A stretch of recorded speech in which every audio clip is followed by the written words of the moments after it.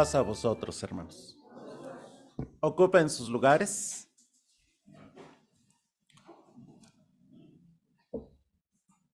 Hoy vamos a ver un tema necesario para la Iglesia de Dios en todos los tiempos. El título que ustedes están viendo es No aprendáis el camino de las gentes. Y precisamente esa cita, hermanos, la vamos a ver allá en Jeremías en su capítulo 10.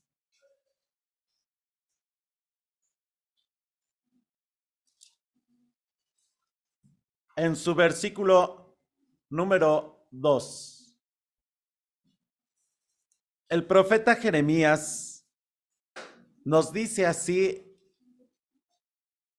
en las Sagradas Escrituras: así dijo Jehová, no aprendáis el camino de las gentes, ni de las señales del cielo tengáis temor, aunque las gentes la teman.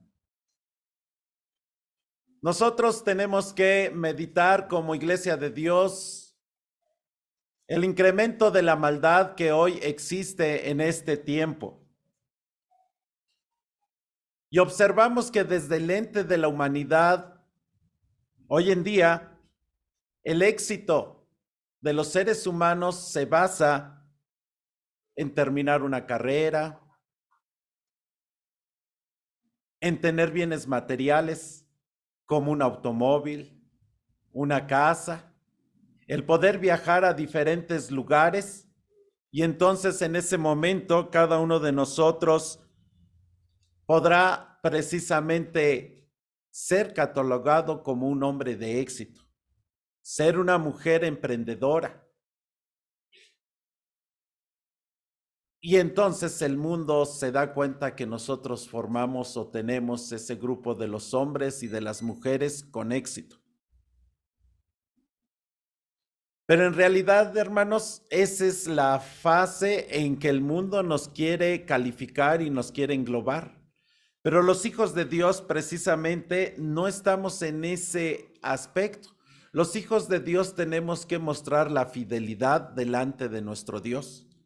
Y para eso, hermanos, quisiera lo que está marcando Jeremías en aquellos tiempos y en aquel momento. Son varios antecedentes. Dentro de esos antecedentes, hermanos, encontramos a Asiria. Asiria que precisamente en su poder estaba menguando, estaba decayendo. Egipto, hermanos, estaba buscando diferentes aliados, porque se estaba levantando un nuevo imperio que era el babilónico. Y dentro de esas circunstancias de antecedentes que estaba pasando, la gente se movía, hermanos, o la sociedad de aquel tiempo, por el aspecto que dice las Sagradas Escrituras, que el sabio se alababa en su sabiduría. El valiente se sentía orgulloso en su misma valentía, el rico en su misma riqueza. Así actuaba en aquel tiempo las culturas y la ideología de aquellos hombres, similar a lo que en nuestra cultura hoy existe. Así que, hermanos, nuestro Dios le dice al pueblo de Israel: no aprendáis el camino de las gentes. ¿Cómo se podría entonces ese texto aplicar hoy en día en nuestras vidas personales? Hoy en este día en que nosotros estamos viviendo actualmente. Yo quisiera ponerles una ilustración, y dentro de esa ilustración está el aspecto de la alimentación. La alimentación prácticamente industrializada. ¿Qué viene siendo la alimentación industrializada, hermanos? Prácticamente viene siendo los aspectos fáciles de hacer la comida. Vamos a un centro comercial. Dentro de ese centro comercial usted ve los anaqueles y ve las sopas instantáneas. Dentro de esas sopas instantáneas nosotros agarramos las que nosotros vamos a consumir durante los 6 días. Y seguimos con el carrito del supermercado.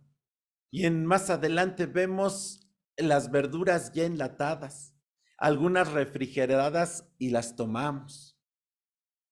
Caminamos por otro pasillo y la gente ve el aspecto de las salsas y hay una variedad de cada salsa que cada quien va agarrando la que más le interesa y que va de acuerdo a su economía y a lo que cada uno de ellos consume.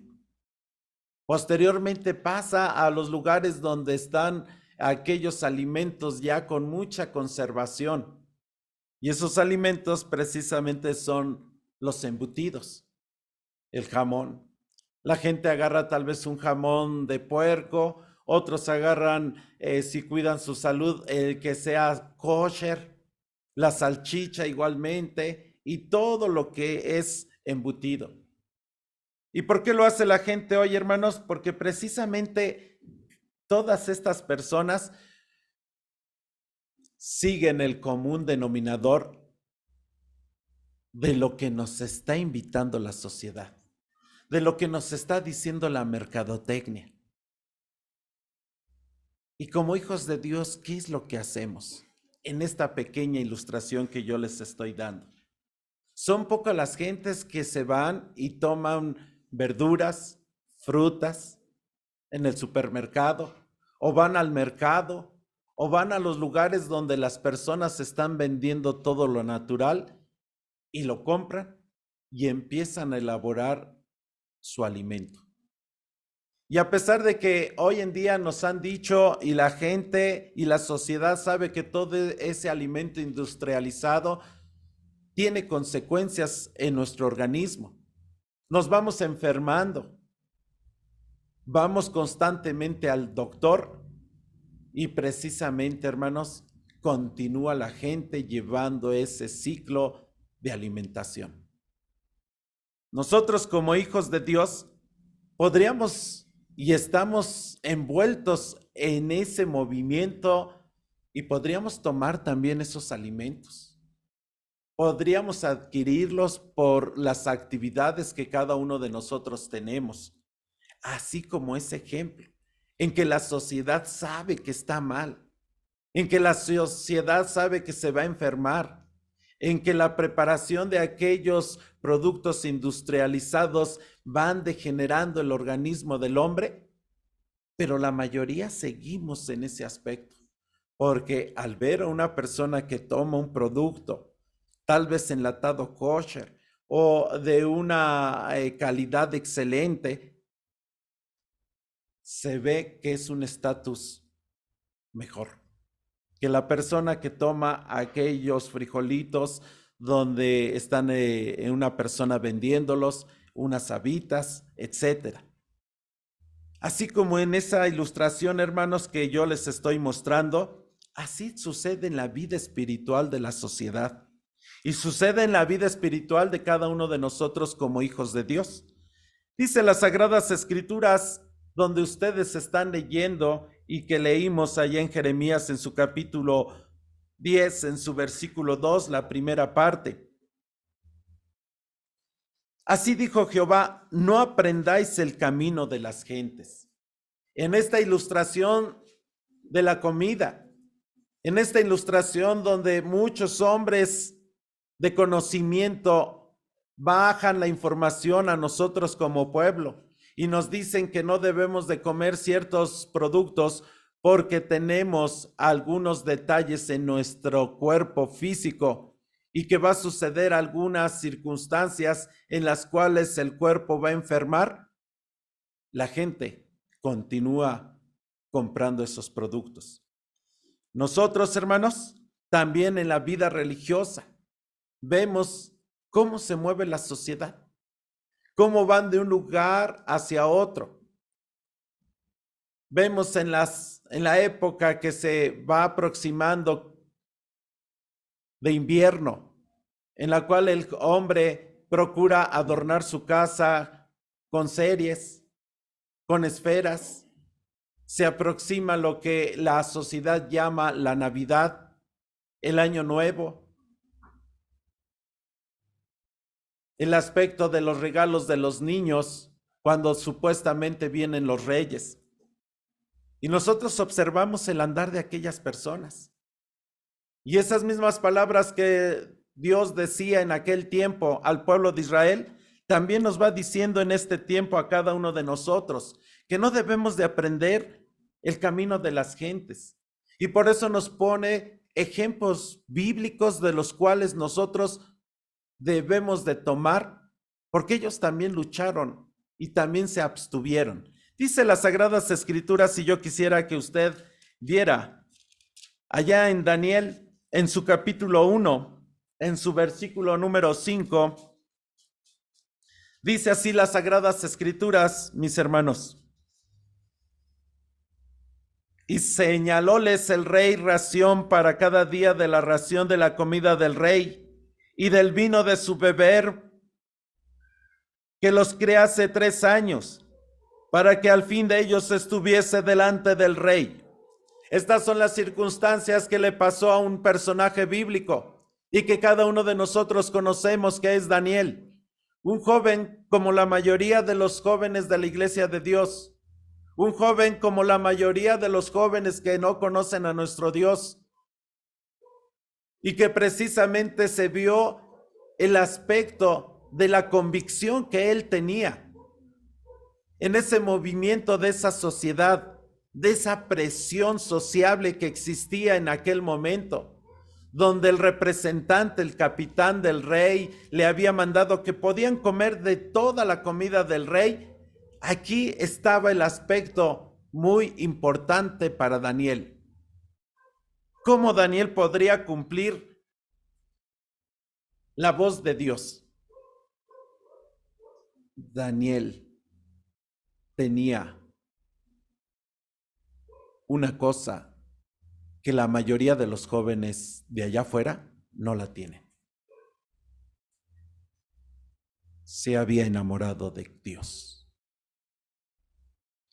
Había visto que Dios había sido grande con él. De allí, hermanos, que la palabra de Dios dice en el versículo 8 de su capítulo 1 de Daniel que estamos mirando. Y si usted observa en sus sagradas escrituras y usted medita en la palabra que está siendo escrita inspiradamente, dice, y Daniel propuso, dice, en su corazón no contaminarse con la ración de la comida del rey. Una cosa muy importante aquí observamos, que Daniel propuso en su corazón. Y en su corazón, hermanos, significa que vino desde su mente, porque precisamente él observó que Dios le había dado muchas cosas y muchas bendiciones. Y a pesar de la adversidad, y a pesar de que había sido llevado en cautiverio a una nación todavía más superior que la cultura judía, y a pesar de que él iba caminando y veía las murallas más grandes, y sobre el avance tecnológico que tenía Babilonia, que no se comparaba a la nación de donde él estaba, y cuando él vio precisamente esos ríos grandes que recorrían aquella nación y que no se comparaban al río Jordán, pero su Dios era más grande que el Dios de los de Babilonia. Y precisamente propuso en su corazón de no contaminarse.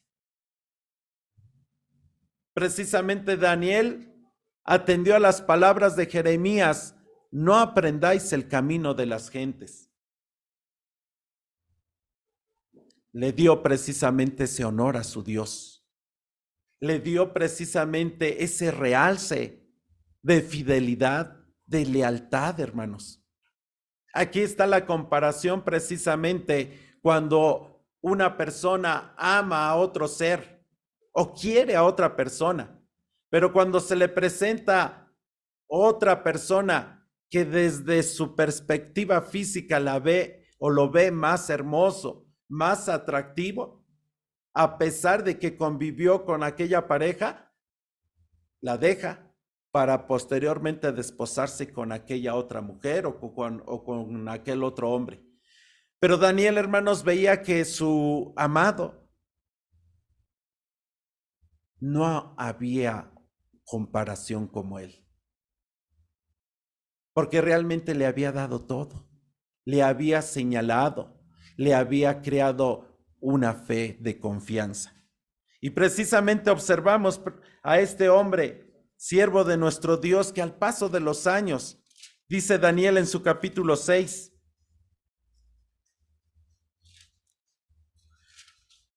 Daniel, al probar su fidelidad delante de nuestro Dios, al probar precisamente el no aprender el camino de aquellas gentes, después de que pasó aquella cultura de Babilonia, la cual, hermanos, había sido un imperio que había llegado muy extenso en aquellos territorios del mundo de aquel entonces. Y dice la palabra de Dios que posteriormente llega otro imperio, el imperio que cada uno de nosotros conocemos, que son los medos y los persas.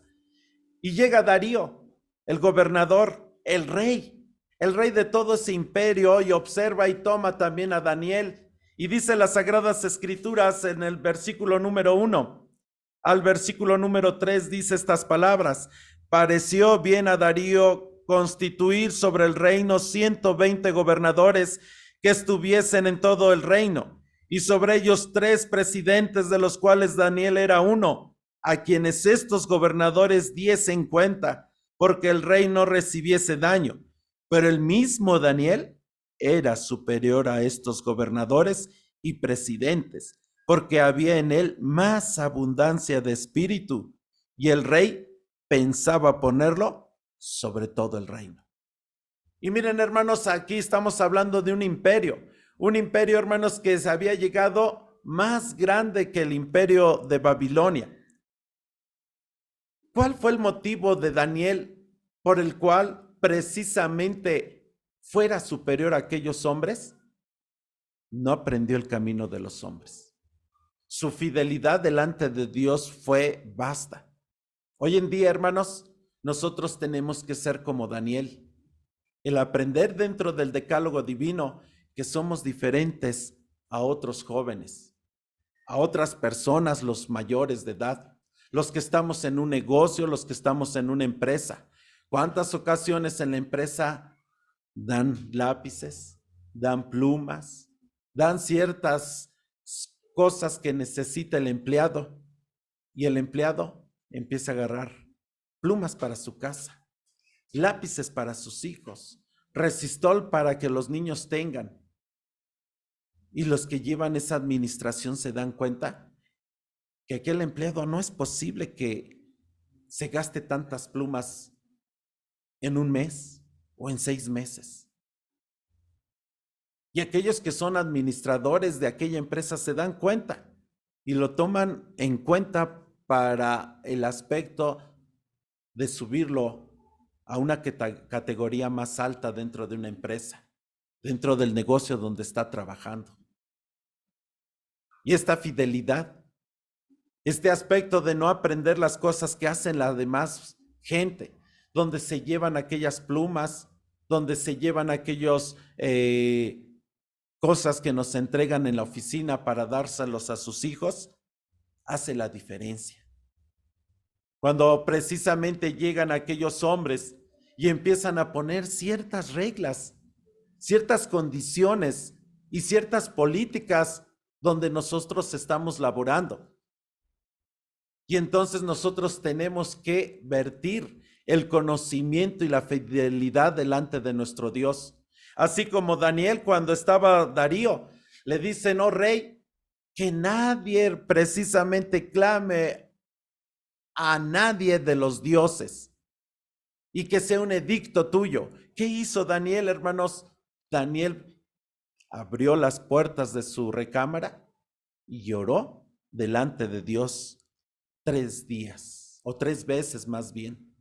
¿Qué es lo que vamos a hacer cada uno de nosotros para no aprender el camino de las gentes? Mostrar la fidelidad delante de nuestro Dios. Porque dice las Sagradas Escrituras que cuando Dios observó a este hombre, dice que le dio abundancia de espíritu. ¿Qué es abundancia de espíritu? Quiere decir abundancia de conocimiento en la actividad que él estaba desempeñando, que era la administración de una nación. ¿Qué nos toca a nosotros como pueblo de Dios? precisamente el éxito, no como el hombre lo ve. La diferencia de mostrar nuestra fidelidad con nuestro Dios, y Dios dará en cada uno de nosotros donde nos desempeñamos en las actividades económicas, empezar a subir, empezar a crecer, empezar a solucionar las necesidades que cada uno de nosotros tenemos. Y los hombres verán la diferencia entre los demás jóvenes, entre los demás empleados y la diferencia en cada uno de ustedes. Vemos otro ejemplo, hermanos, Noé. Dice las Sagradas Escrituras, Génesis capítulo 6.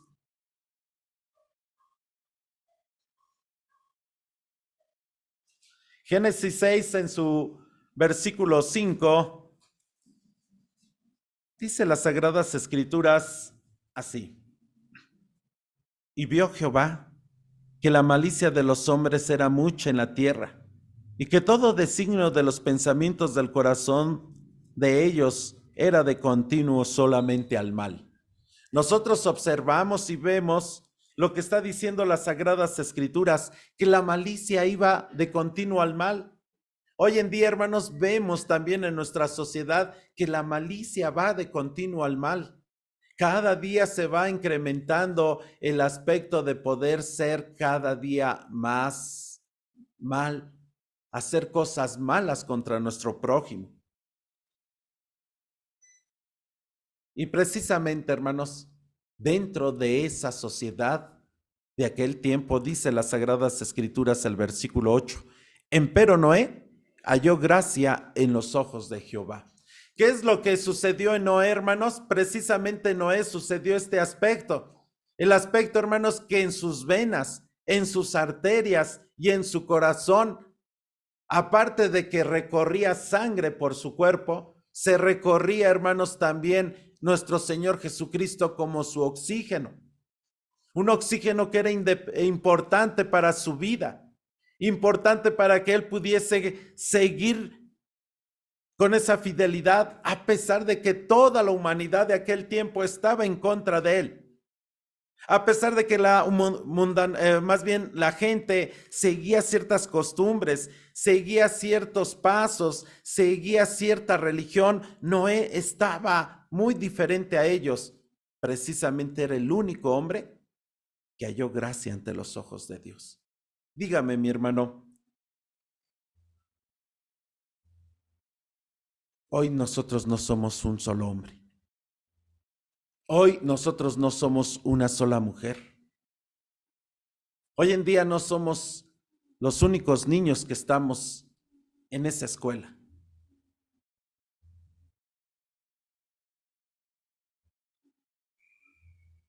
Somos varios que estamos esparcidos sobre la redondez de la tierra. Que precisamente, como dice las Sagradas Escrituras, hallamos gracia ante los ojos de Dios.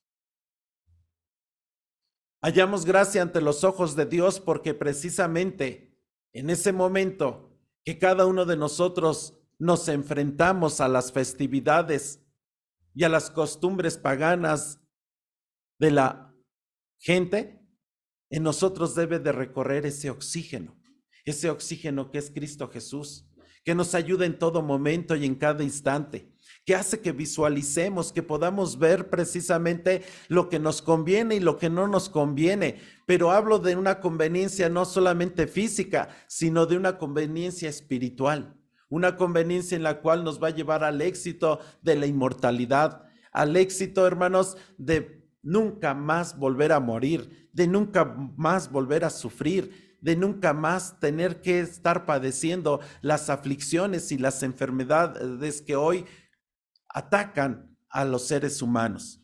Noé, hermanos, tenía ese aspecto de que Cristo era su oxígeno, que respiraba cada momento y cada instante, porque él sabía que si dejaba de respirar a Cristo Jesús, él iba a morir como aquellos hombres.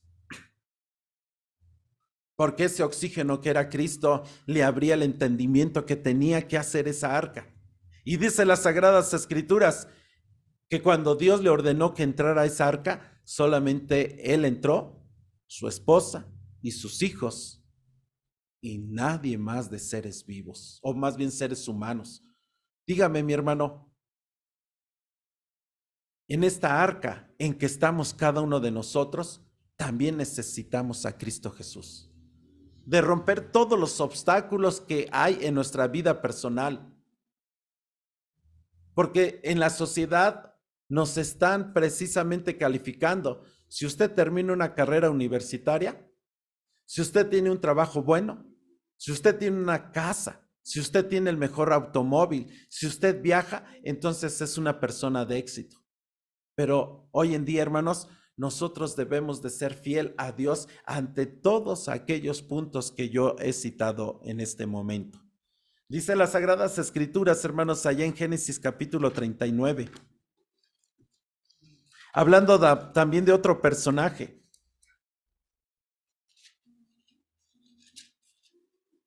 En su versículo número 7,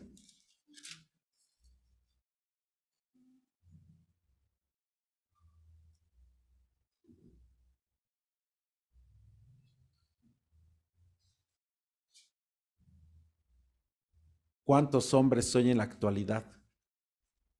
¿Y cuántas mujeres hoy en este tiempo? Al ver a la persona y la ven que es un hombre o una mujer que se conduce honestamente, que tiene pensamientos buenos dentro de esa empresa, que hace que progrese, que ve que es diferente a todos los compañeros de trabajo. Y si esta persona fuera la dueña o el dueño, y de repente a ese ser humano le da los privilegios de ser responsable y de dejarle su negocio en sus manos, y que se allegase a esta persona un familiar suyo y que tuviese y dijese: yo quiero cohabitar contigo, porque veo que tú eres diferente a todos. Es una cosa difícil para el ser humano que no conoce a Dios.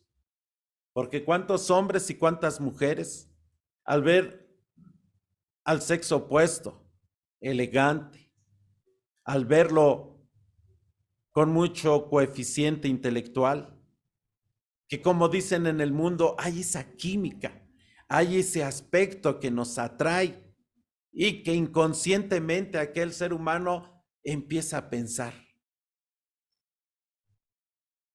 Y en sus noches igual llega la imagen de ese ser humano. Pero de repente se da cuenta que él o ella está casada. Pero llega un momento en que tanto es la participación y el convivio con esa persona que dice que no importa, aunque esté casada, yo he de cohabitar con ese ser. Y a lo mejor poder vivir un día en unión con esa persona. Eso es lo que pensó en aquel tiempo la esposa de Potifar, hermanos, porque vio a José un hombre dentro de aquel tiempo guapo, elegante, su forma de educación correcta, su entendimiento para el negocio perfectible. Iba creciendo el negocio de su esposo. Y dice las Sagradas Escrituras, Génesis capítulo 39, versículo 7. Y aconteció después de esto, que la mujer de su señor puesto sus ojos en José y dijo: duerme conmigo. ¿Cuántos hombres, cuántas mujeres hoy en la actualidad no se conservan en su integridad física de ser mancebos, de ser señoritas? Porque la atracción física y el encanto que hay en el otro ser nos deja llevar a momentos que de repente y posteriormente se pueden arrepentir. Dice la palabra de Dios más adelante, hermanos, en su versículo 8, José dice: y él no quiso, y dijo a la mujer de su señor: he aquí que mi señor no sabe conmigo lo que hay en casa, y ha puesto en mi mano todo lo que tiene. Fíjense, Potifar había puesto todo lo que tenía en manos de José. Y precisamente José no cayó en los lazos del camino que hace toda la gente, porque había un factor importante. Porque al paso de los años, Dios vio a José como un instrumento. Un instrumento, hermanos, el cual la gente no daba ni un peso por él. Pero Dios, que conoce los pensamientos y conoce la intención del corazón, llegó como aquel hombre que sabe de instrumentos, que sabe tocarlos, que sabe entonar la música conforme a las notas que está viendo en el pentagrama. Y así Dios empezó a tocar la vida de José desde su infancia. Y empezó a emitir notas tan bellas que los demás tuvieron envidia de ese instrumento.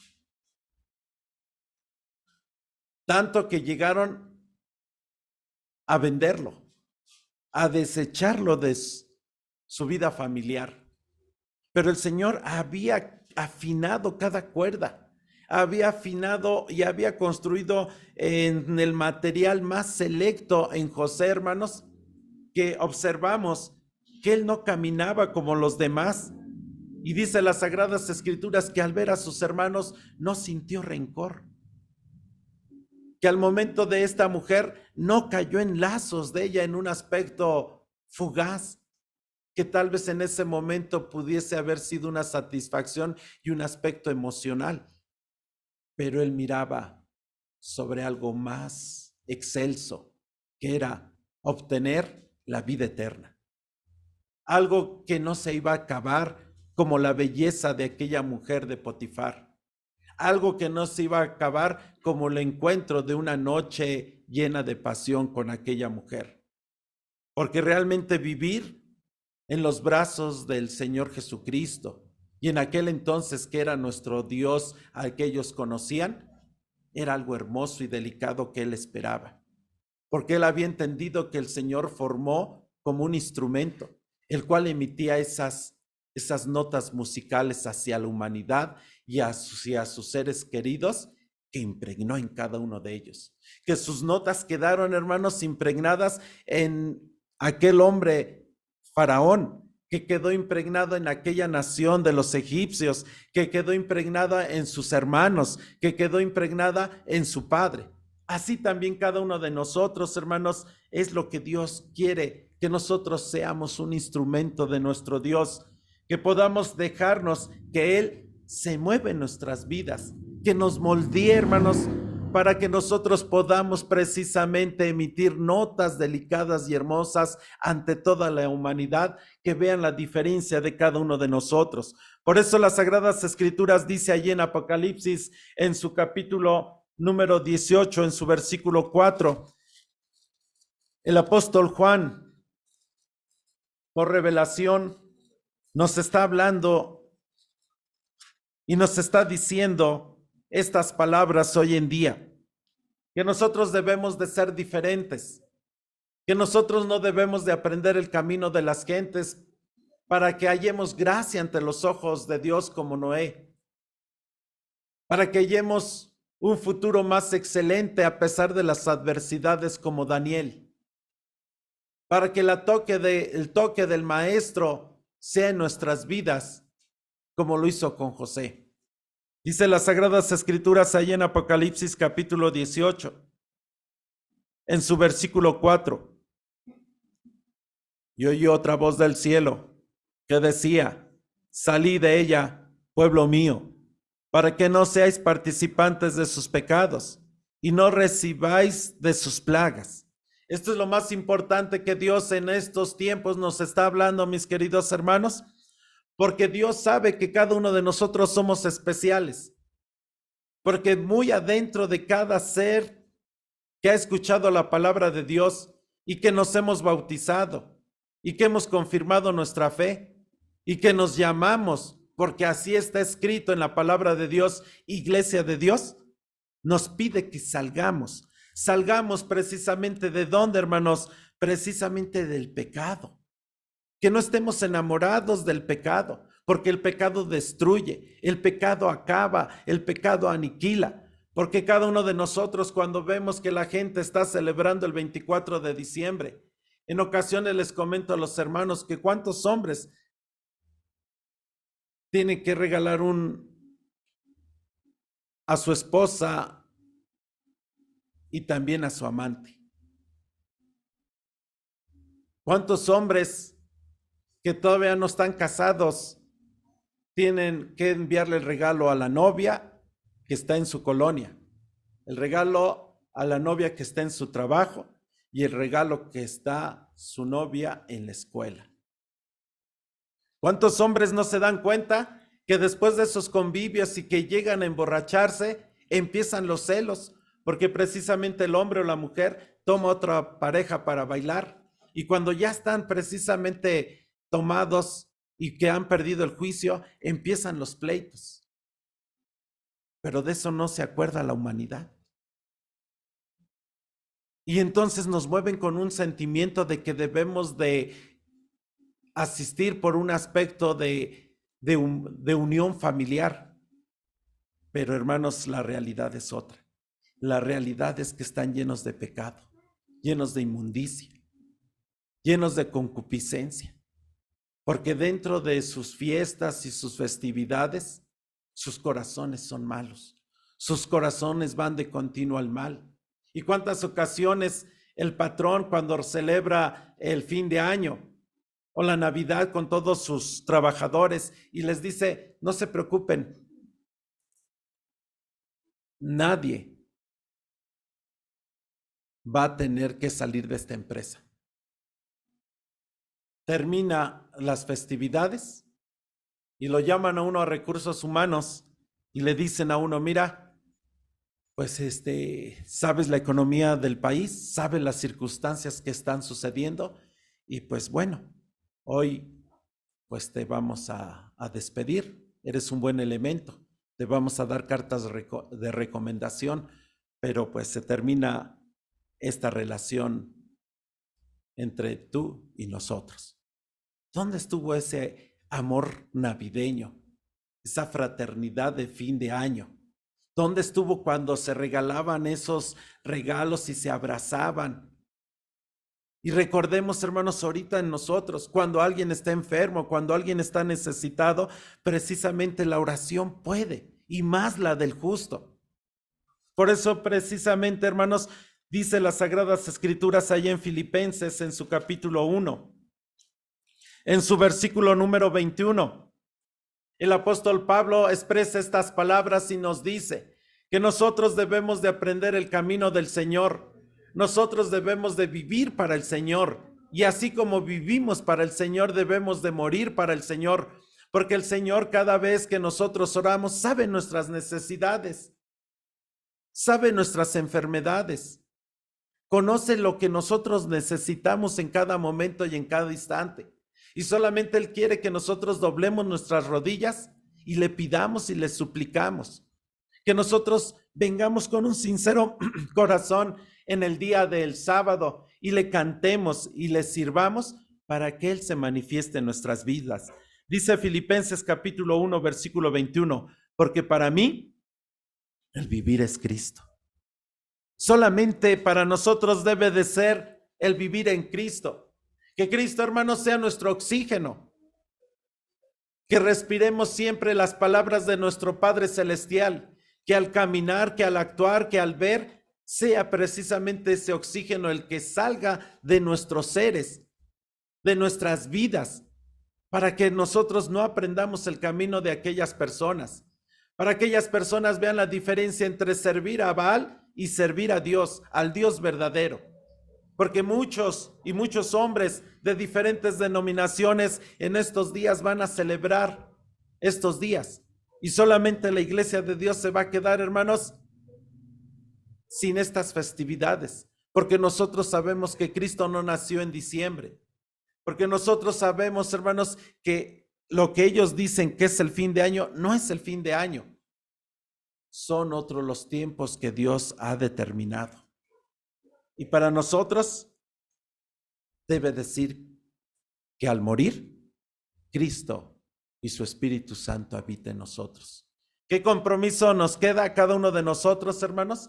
Ser como Daniel, que propuso en su corazón no contaminarse. Ser como Noé, que halló gracia ante los ojos de Dios, que nosotros debemos de mover la misericordia de Dios en nuestras vidas personales.